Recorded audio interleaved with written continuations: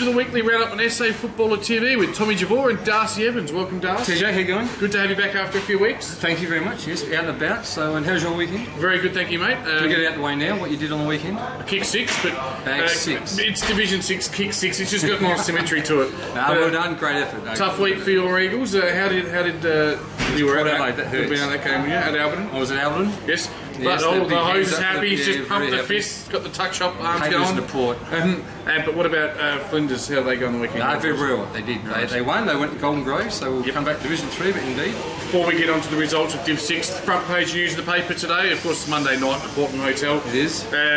Drugs, not going to touch it, are we? God, no, never. We're not going to touch it ourselves, and we're not going to touch it. Read the article, I guess. And big subject out been there. But banned on some forums and so forth, but we're going to leave that one for everyone else to talk about. And come up a bit more, I think, TJ. I think they'll last one here, this one. So yeah. It's sad as it is, but all I could say unequivocally is there's no drugs at Paynham. I assume. I don't know. Yeah. All I know.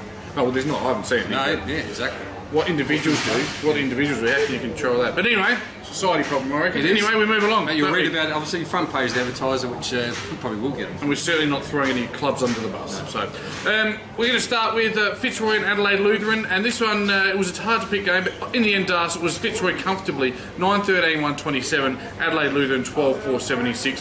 Fitzroy in full control at half-time, already up by 50 points, weren't they? Yeah.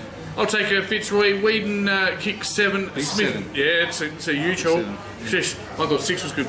Smith 3, Dixon and McKinnon both kicked 2, as did Avery. Smith, Whedon and Avery were their better players. And then for Adelaide Lutheran, Elms with 5. I love this name, ex-Redhead. Ex-Redhead with a couple, so I used to be an ex-Redhead, but now it's going grey, but that's okay. Then singles to singles to a few other players. And best players was Elms, McFarlane, Borges, Richter and Brereton. Yes, no relation to Dermot. Or exactly. It might be. Oh, it could be.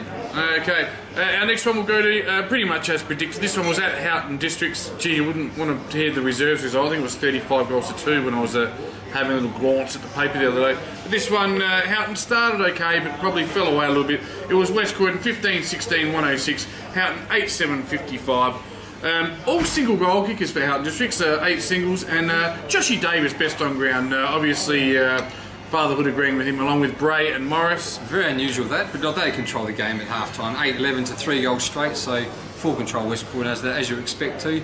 West Croydon goal kickers, O'Toole with 3, Wilson with 3, Birchie with 2. Birchie's coming back, he's an ex-Flinders Park boy. Related to the Diff on here, brother-in-law, or step-brother of the Diff, I think it is. Yep. Francis with 2, and best players was Horseman, Stanty, Walsh, Simons and Birch. Pops in with his few goals in there. Great effort. Moving on to Mitchell Park and Brahma Lodge. Again, another one that probably went pretty much as we thought it would. It was Mitchell Park 11-9, 75. Brahma Lodge 16-16, 112. The story on this one is, I've been saying, well, you know he won't kick 100, but Timmy Aloisi just keeps chiming in with his 5s and 6s. He's up to 80 now in the goal kicking with 6 on the weekend. Brooks providing a fantastic foil with 5. Now, I always say it's Cousins, it's not that, it's Kazenza. How do you say that one, Hose? Kazenza? No? Kazenza. Nolsey always corrects me on that one. Kazenza 2. Better players were Brooks, Jake Spriggs getting some positive press there, which is good, and Q Taylor. QE for Mitchell Park, mate. And you've got Halline for 4, McDonald with 2, Hyde with 2, individuals to a couple of other players. Pike, he snuck in with a couple of 2. Yeah, and Pikey. Give Leck a name because he's the only one that's been left out if I didn't mention his name. Leck with a single. Best players were Zerner, Wolchak, and Denilt, and Hyde, and Summer Hayes. Summer Hayes. Makes me feel good. Summer Hayes, baby. Alright. Yeah, no, that's... we'll move on. Good win there. Yeah. Good win at Brahma Lodge, unexpected. I guess the only... Fitzroy Lutheran was a little bit up in the air, but everything's gone pretty much to script. Trinity, we knew they'd be hard to beat at home, but Woody South too good. 15-12, 102. Trinity 13-5, 83. For Woody South, Robbie Ahmed, fantastic football with 5. Sumner, ditto with 2. And McCulloch down the other multiple with 2. He was their best, McCulloch. As along with Haynes and Gosling, Ahmed slipped in there with 4th best with 5 goals. Not bad effort. Jake McCulloch, I did mention a few weeks ago, only 17-year-old lad, only probably his fourth game for Woody South, where we're getting the best players already, so now well done, the young lad. Yep. So then we've got, obviously, for Trinity, Spur coming up with 6, and Cotter with 4, so they kicked most of their goals, just the 2 of them there, with Perry and Eves. So in Spur, obviously, with the 6 goals, gets the best player. O'Hara, Peters, McPhail, and Maha. The best players. Yeah. You chucked in an extra I did, yes. And in the Wayne Knowles Cup, this one was at Roe Park. It was Ingle Farm, too good in the end. 18 goals, 17, 125. Mawson Lakes, 11, 13, 79. Good 46-point win there for the Bulldoggies. They shared the goals around quite nicely, which is probably a good sign.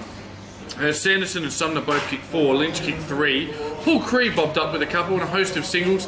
Sumner was their best, along with Sanderson and Sandree. Then with Mawson Lakes, Ralph with 3, Carr with 2, Tonkin with 2, the individuals to 4 other players there. Best players Carr with his couple of goals there. Is it? Yep. McCameron and Bennett and Gladman. Best players, so well done there. Look, no, it wasn't no surprise there. Ingle Farm doing very well against the Mawsons. Yep. So Timmy Aloisi, as we mentioned, 80 is 27 goals clear. He's got the medal stitched up. The only question is, will he get to 100? Perhaps.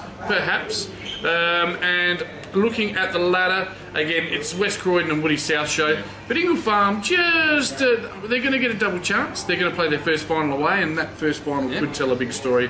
For me, the top 3, you've still got all of the bottom 6 teams from Mawson Lakes on 5 and 10 down to Adelaide Lutheran on 3 and 12. Believe it or not, funnily enough, fighting out for that 5th spot. But that Lutheran could still snuck in there. That's exactly right, mate. That's exactly what I'm getting at. Unlikely, as it would seem, but Houghton, Mitchell Park, they could all make it. I guess the real battle as well lies in who will get relegated. Even the team sitting in the 5 at the moment, Mawson Lakes could get relegated, as unlikely as it would seem. And moving on to this week's games, mate. Bramah Lodge and Ingle Farm. Look, I think Ingle Farm are on... It's at Bramah Lodge Oval, in case you're driving around. Bramah Lodge Oval, there it is, yes indeed. There's a map there, but Bramah Lodge at Bramah, Ingle Farm, as you said, they're sitting quite nicely there in 3rd. Bramah Lodge in 4th, 3rd versus 4th, at the home ground of 4th. It'll be a close one. I reckon this would probably be a game of the round. I reckon it would be, so we should have started, but I reckon Ingle Farm by a little bit, the big scores they've been building up over the very good percentage there. I don't know, Bramah's got a high percentage. I stand corrected. Bramah, a bit of a flat track, it's hard to say, flat track bully at times with Aloisi and his mate get on the end of a few and kick some big scores. But the spread of Ingle Farm up forward, we still haven't seen the best of Cree. We know Lynch can bob up. Of course, Sanderson with 4 on the weekend. I think Ingle Farm, the spread will be too good and they'll win by a couple of goals. Indeed. Then we've got West Croydon and Fitzroy. West Croydon, as we said, they are on top of the ladder. Just a couple of losses there, I think, is it? Yep. And playing Fitzroy. One draw, just it was against Trinity at home. A bit of a... I hate that draw. Admiration, abomination, obliviation. It was one of those ones that they weren't expecting, but they had to have it, kind of things.